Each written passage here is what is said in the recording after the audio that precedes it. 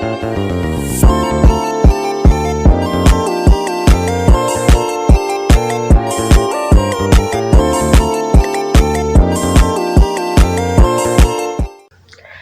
Filosofi Kopi.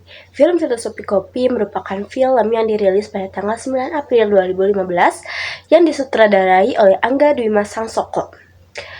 Salah satu bentuk industri kreatif adalah industri film. Film Filosofi Kopi adalah film yang pertama kali di Indonesia yang mengangkat tema kopi ke dalam film komersil atau bioskop.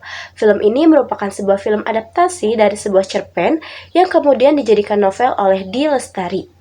Film ini menggambarkan proses panjang di balik hadirnya secangkir kopi melalui gambaran-gambaran petani yang menanam, merawat, dan memanen tanaman kopi yang kemudian memperkenalkan kopi single origin yang disuguhkan dengan cara baru dengan memperlihatkan aneka metode memanggang, menggiling biji kopi, hingga mengolah aneka sajian kopi serta proses lelang, distribusi, dan pengolahan biji kopi.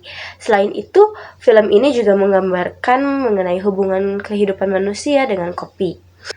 Film Filosofi Kopi memperlihatkan kehidupan masyarakat urban dengan gaya hidup ngopi-ngopi di sebuah kafe dengan desain yang menarik yang kemudian disandingkan dengan kehidupan ngopi sederhana ala petani desa yang dibalut dengan kisah persahabatan antara Ben dan juga Jody.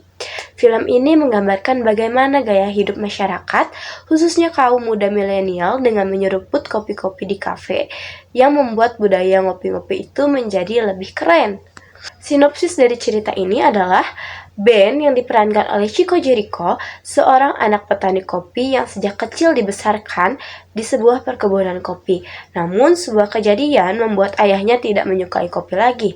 Menginjak usia 12 tahun, Ben pergi meninggalkan ayahnya. Ia pergi ke Jakarta dan bertemu dengan Jody yang diperankan oleh Rio Dewanto. Keduanya pun langsung akrab dan mereka pun menjadi sahabat baik. Ben pun diasuh oleh orang tua Jody. Setelah Ben dan Jody dewasa, mereka pun membangun sebuah kedai kopi, di mana kedai tersebut mereka namai Filosofi Kopi. Suatu hari, hutang yang bernilai ratusan juta pun mengancam keberadaan kedai Filosofi Kopi yang dibangun oleh Ben dan Jody. Di saat keduanya tengah mengatasi masalah hutang dan juga masalah di antara keduanya, muncul seorang pengusaha dengan tantangan yang dapat menyelamatkan kedai mereka. Ben yang pandai dalam meracik kopi pun berhasil memenangkan uang sejumlah 1 miliar rupiah dari pengusaha tersebut dengan kopi perfecto racikannya. Namun sejak kemunculannya L membuat hati Ben runtuh.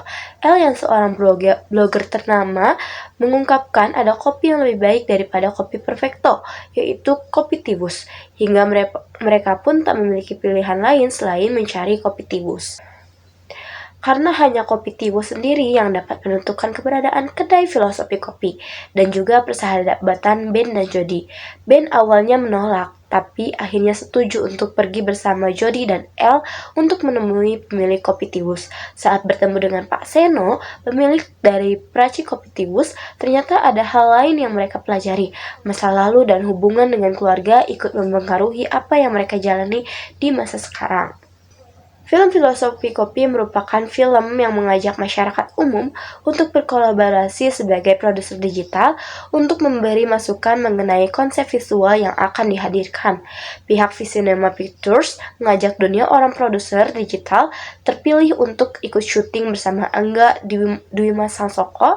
Keunggulan lainnya, lagu-lagu soundtrack yang menawan dan seperti sejiwa dengan filmnya.